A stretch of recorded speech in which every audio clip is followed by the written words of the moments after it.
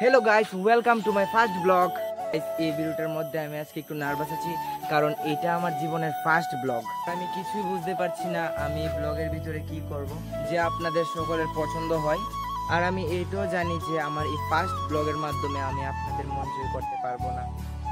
আপনাদের মন জয় করার জন্য আমার একটু সময় চাই, আর আমি এটাও জানি যে আপনাদের মন জয় করার জন্য আপনারা আমাকে একটু সময় দেবেন। আমি আশা করছি যে আমার নেক্সট ভিডিওগুলির মাধ্যমে আমি আপনাদের মন জয় করে নেব। আমি কনফিডেন্স নিয়ে বলছি যে আমার নিজের উপর এতটুকু বিশ্বাস আছে যে আমি এই কাজটা কমপ্লিট করতে পারবো। এই ব্লগের মাধ্যমে আমি আমার পরিচয় দেব, আমার নাম কি, আমি কি করি এবং আমি কোথায় থাকি।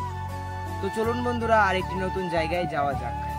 আর এখান থেকে আমার ব্লগ স্টার্ট হয়ে গিয়েছে। আমি এখন একটি ভালো জায়গা খুঁজছি, একটি জায়গায় বসে আমি আমার পরিচয়টা দিতে পারি।